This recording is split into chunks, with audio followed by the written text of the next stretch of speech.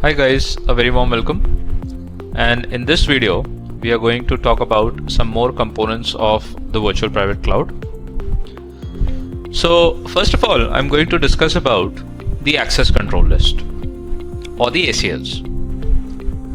The ACLs are also called as NACLs, the network access control list, and they are primarily required to provide additional security to the VPC.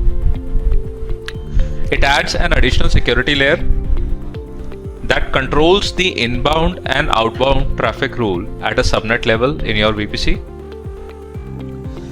And it's an optional thing.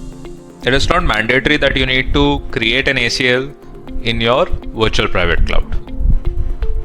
Generally, when we work in the default VPC, there are default ACLs also present, provided by the AWS. And they allow by default the inbound as well as the outbound traffic.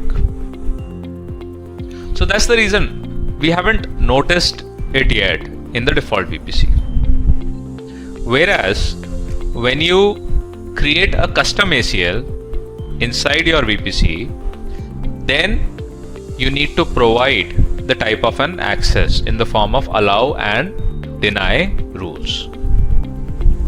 So that's one of the benefits of the ACL is that it gives you an opportunity, it gives you the privilege that you can allow certain traffic also coming from the internet or going towards the internet or any other network, as well as you can deny the traffic as well.